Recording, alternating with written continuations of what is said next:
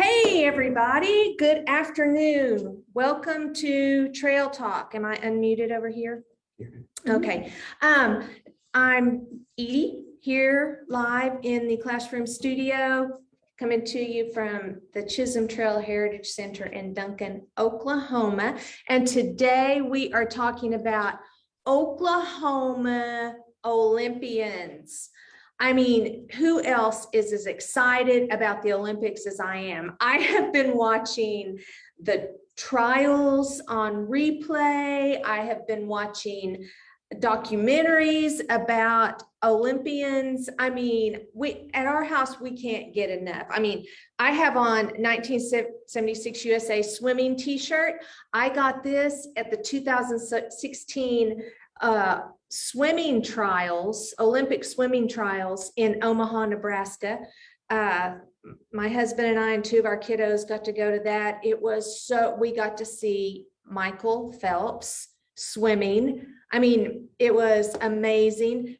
I brought my little Olympics purse thing that I carried with me with all the little, I don't know if you guys know this or not, but during the Olympics, people trade pins. Like all the Olympians, they bring pins from their, should I step back and get a little more light on it?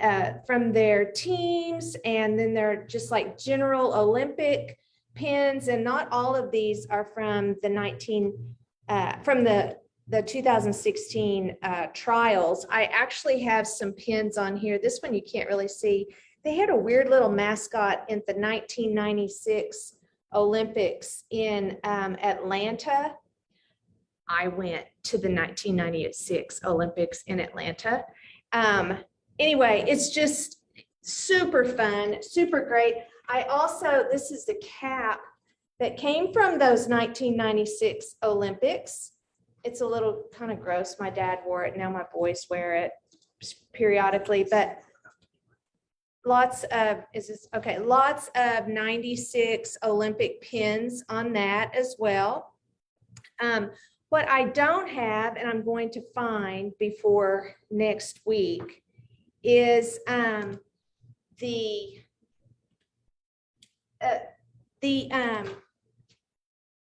1989, Oklahoma City hosted the Olympic Festival, which is a gathering of of USA Olympic hopefuls.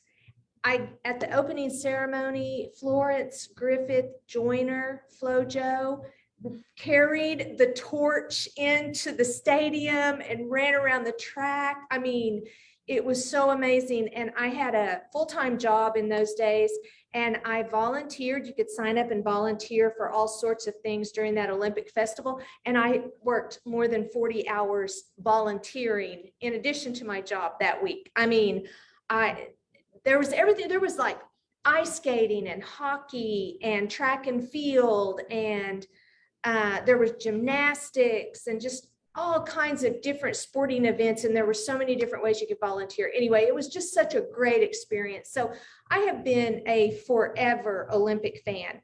And when I was thinking about a good Trail Talk episode, I thought about the Olympics, and I found out that there are like at least 20 people who were born and raised in Oklahoma who have competed in the Olympics.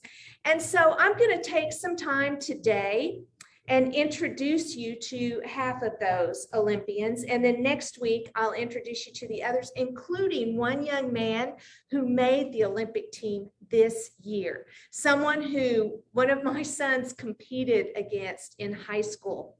So exciting, so cool. So, also I was going to show you this flag. It is autographed by Stacy Newman and Crystal Bustos, who were both members of the 2004 USA women's softball team. I took my kids to see them play at what do you call those games when they don't really Exhibition. An exhibition, thank you. An exhibition game in 2004, maybe. Yeah, it was in 2004.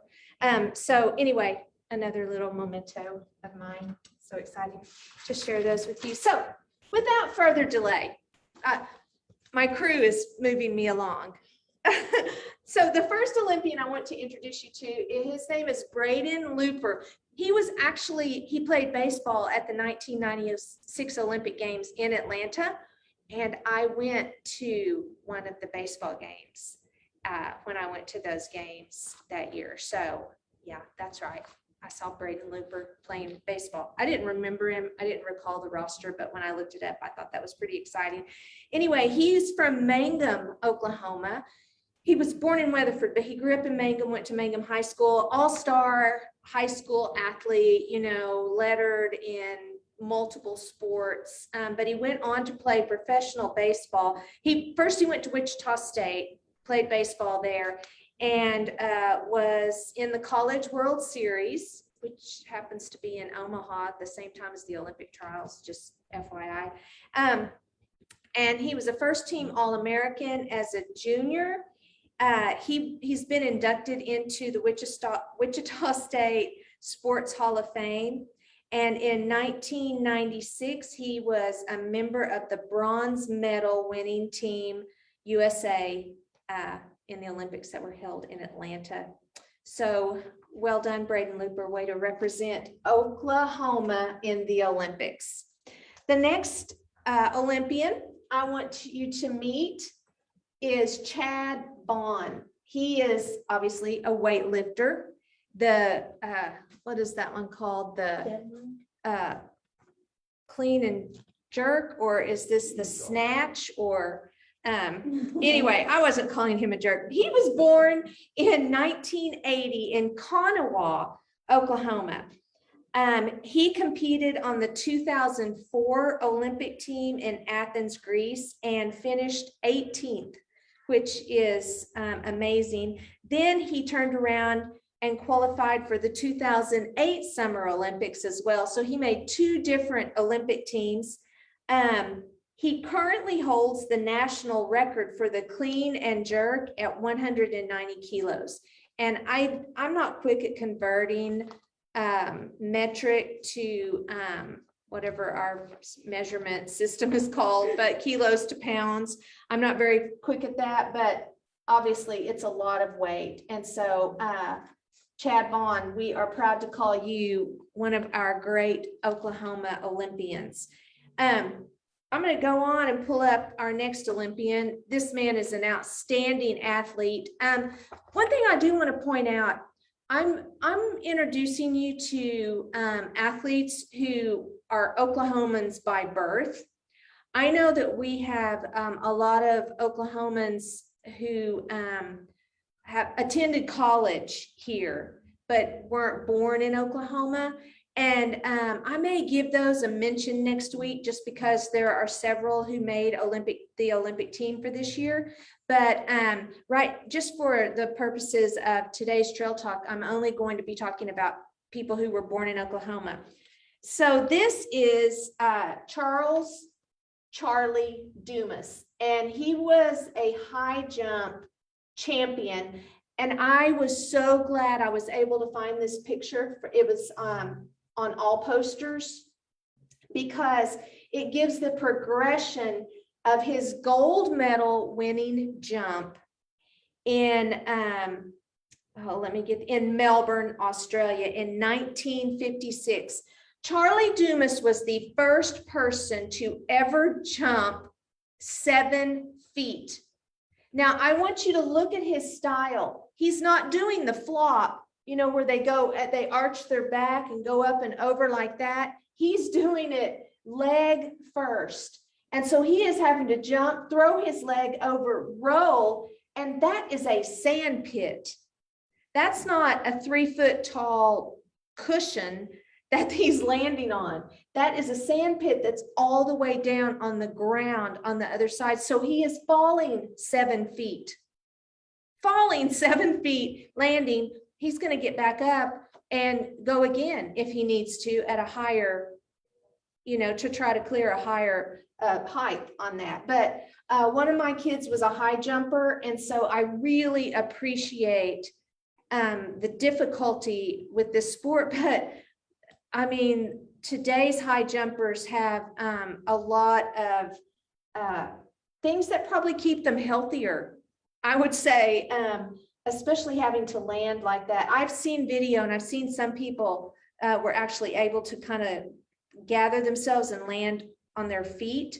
They were really propelled, but they probably weren't going 7 feet in the air. I'm going to guess the higher you go, the harder it would be to catch yourself on the way down.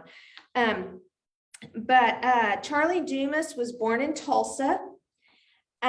He set this record, and no one thought a person could clear 7 feet. They thought that was an unbreakable barrier. And when he did it, it was at the U.S. Olympic trials, which were held in Los Angeles in 1956. You know, the track and field trials are always held in Oregon now.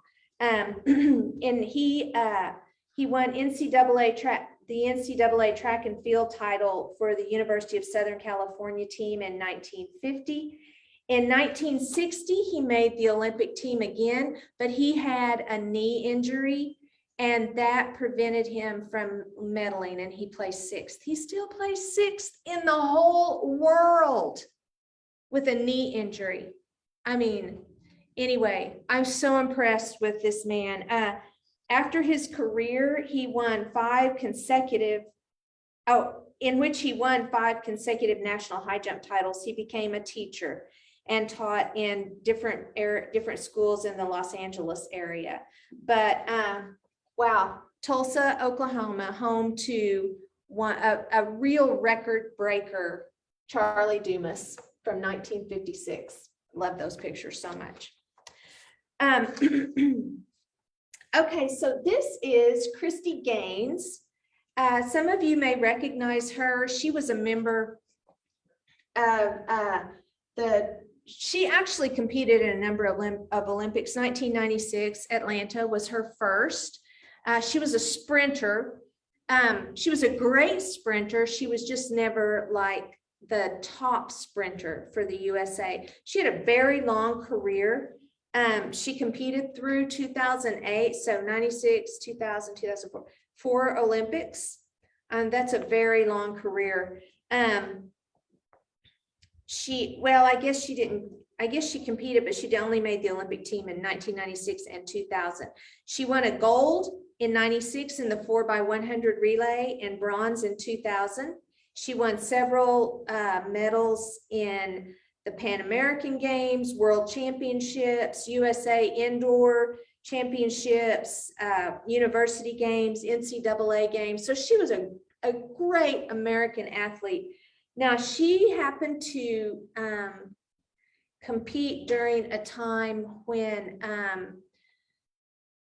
testing for the use of drugs in performance enhancing drugs really started being, highly, I don't know, they just really paid a lot of attention to it, just testing. And she was a part of the USA women's team in those days, who were found to be, I hate this word, but they call it doping. And she served a 2-year doping suspension and then went on to compete again after that. And then she became a high school track and cross country coach. But her personal best in the 100 meter is 10.86. And that was in 2003. That was after her Olympic days. So she was just, an amazing athlete. She was born in Lawton, Oklahoma in 1970. So in 2003, she was 33 years old. And she ran a 10.86 100 meter dash. Wow. That is super impressive.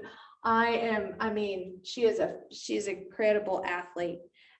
So Christy Gaines right there, you know her story, and she represented Oklahoma. She didn't really spend much time in Oklahoma. I think her father was in the military, which is why she was born in Lawton, but still she's an Okie by birth. So we claim her. Mm-hmm. All right, Christy Gaines. Next is Dick Cochran, and he was a discus thrower. I love watching the discus, the hammer, javelin, shot put. I love watching people throw those, the way they are able to just create the momentum with their bodies and carry it into that object and just watch that, whatever it is, just fly.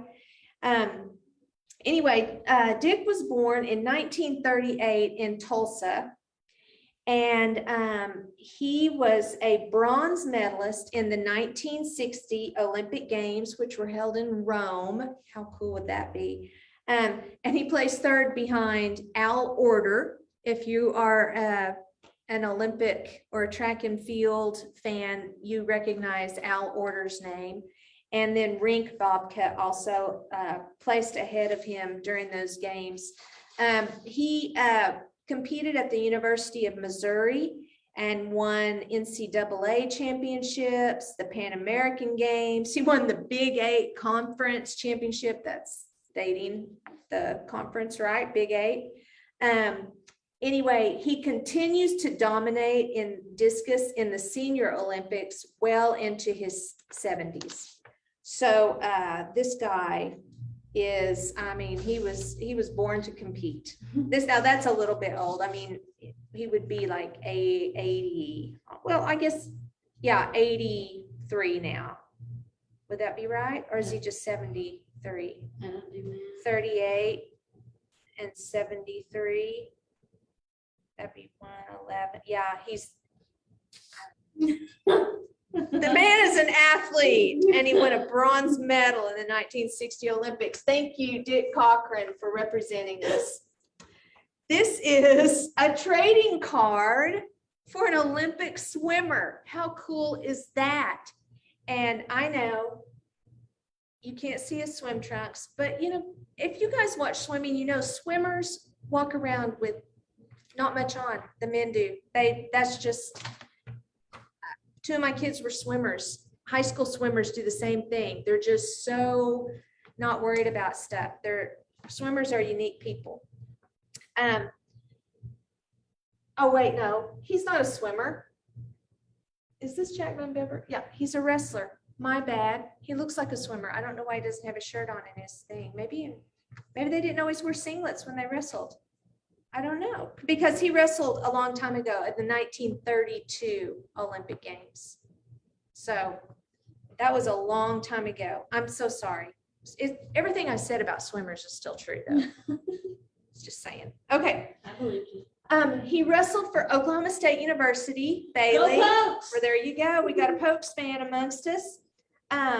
So Oklahoma State has produced a lot of great wrestlers. Another Olympian we'll be talking about tomorrow, actually, was from Oklahoma State. But Jack was voted the greatest wrestler ever to take the mat at Oklahoma State University. That's really saying something. He became a member of the Helms Hall of Games, the National Wrestling Hall of Fame, and the Jim Thorpe, Oklahoma Hall of Fame. So he has been very well honored for his competitiveness and hard work. He won the gold medal in the 1932 Olympics and also won 3 AAU titles and 3 NCAA titles.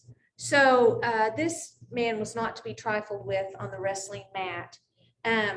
After the Olympics, he actually coached wrestling for a short time, and then he worked for Phillips Oil Company and lived out his life here in Oklahoma. Way to go, Jack Van Bever.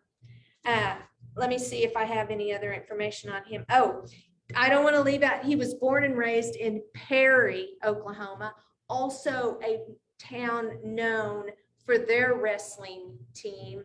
When I was in college, I knew a lot of guys from Perry who went to school where I did, and wrestling was just, I mean, it was a big, big deal in Perry.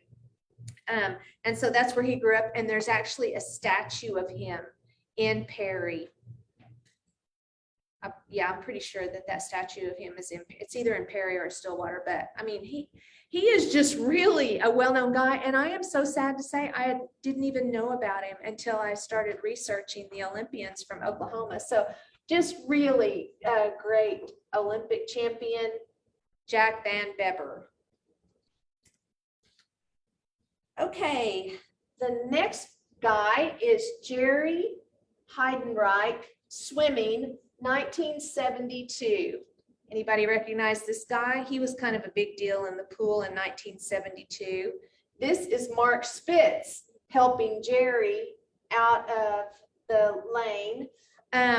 So Jerry, I mean, I don't know how you wouldn't look at this. He either had the good fortune of swimming on relays with Mark Spitz in 1972, or he had the bad fortune of swimming against Mark Spitz in 1972. I mean, they're both from the USA, but you know, you go there to win personal gold, and Mark Spitz was the man in the pool that year.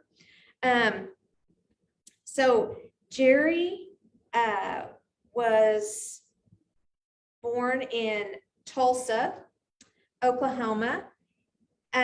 He was a former world record holder in Munich in 1972. He received gold medals in the 4x100 meter medley relay and the 4x100 meter freestyle relay. And he received a silver medal in the 100 meter freestyle. I wonder who won the gold medal in the 100 meter freestyle. And he also won a bronze in the 100 meter butterfly. So Jerry had a really great Olympic Games, 3 golds, 2 golds, a silver, and a bronze. Wow. In total, he set 6 world records during his swimming career, all as a relay team member. And he was inducted into the International Swimming Hall of Fame as an honor swimmer in 1992. And he became a swimming coach in the 1980s. Let me tell you, whoever swam under his coaching, they probably went on to do really, really great things. All right, let's go on. And this is Jesse Mashburn. He went by JW, and he was born in 1933 in Seminole, Oklahoma, competed in the 1956 Olympics as a runner. And here we go, like, won a gold medal in 1956. He had won AAU championships in the 440 yard. I don't know how many of y'all remember those days when it was called the 440 and the 880. And well, now it's the 400 meter. But he won AAU championships in 1953. And as an Oklahoma State University student, Go Pokes. Go Pokes again. He won the NCAA championships in 55 and 56. He was 3rd in the 400 and won a gold medal as a member of the U.S. 4x400 relay in the 55 Pan American Games. And at the Melbourne Olympics, he was the 3rd leg of the gold medal winning American 4x400 meter relay. So, Jesse Mashburn was a great U.S. Olympic runner. The 400 is a really hard race. I mean, you have to run all out an entire lap of the track, and that is pretty grueling. And so he was a really great Olympic run. I mean, you can't call him a sprinter because he ran the 400, although it's kind of a sprint anymore since they run all out. But well done, Jesse Mashburn. This is Jim Thorpe. Now, we've talked about Jim Thorpe at least one time on here. But his name was his given name, James Francis Thorpe. He was a member of the Sac and Fox Nation. Not sure what day he was born, and he was born in Lincoln County. We don't have an exact location of where he was born. He was born in 1887, so he was born on a reservation. I'm sure the Sac and Fox Reservation in what was then Indian Territory. He was an American athlete and an Olympic gold medalist. Now, Jim Thorpe was the first Native American to win a gold medal for the United States in the Olympics. And interestingly enough, in 1912, the Olympics that he competed in, Native Americans were not really considered American citizens, oddly, but he was still a member of the U.S. team. He won a gold medal in the pentathlon and the decathlon. So that means he won, one of these was a 5-sport event. You totaled your scores from 5. And the decathlon, as we know, is a 10-sport event. So he competed in 15 different track and field competitions. Some of them overlapped, of course, they were the same competitions, and he won the gold medal in both of those. Jim Thorpe was just an amazing athlete. Also, you know, he lost his Olympic gold medals because he had played semi-professional baseball for one season prior to the 1912 Olympics. You had to be an amateur athlete. He thought he was an amateur athlete in track and field because he had played baseball professionally. Anyway, they took his gold medals away and took his records away.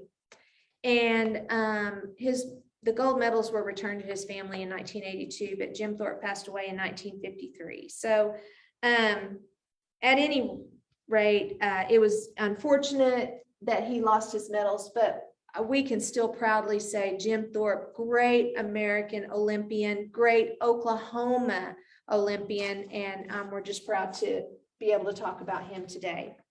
And now our last athlete that I'm going to introduce you to is named Joe Max Moore. He played on the U.S. soccer team in the 1992 Olympics. And then he played in 94, 98, and 2002 FIFA World Cup games. He scored 24 goals for the U.S. national team between 1992 and 2002, that seems like a lot of goals. You know, if you watch soccer, and I do occasionally, they're not high-scoring games typically. Joe Max was born in Tulsa, Oklahoma in 1971 and was inducted into the U.S. Soccer Hall of Fame in 2013. He played European soccer, football, as they call it over there, just a great athlete, and we're just so proud to say that he is from Oklahoma. Now, those are the first 10 Olympians I'm going to introduce to you. And next week, we'll be back with 10 more who were born in Oklahoma. And like I said, there are some other athletes who have ties to Oklahoma, and I'll try to dig in and kind of get those names just so we can give them a shout out, especially if they're going to be in the Olympics this year, which the opening ceremony is, let's see, it starts the 23rd, and this will be on the two nights after next week's Trail Talk. So I'm bringing it in right at the right time, everybody. So that completes tomorrow's Trail Talk. Jolene Lloyd Forbes, who is a local artist and owns a really great little art shop in Marlow, is going to be with us. She's going to talk about things that she has going on over there, bring some of her art. And so we're very excited to have her on Trail Talk tomorrow. So be sure and join us at 3. And until then, it's time to say happy trails. Bye-bye.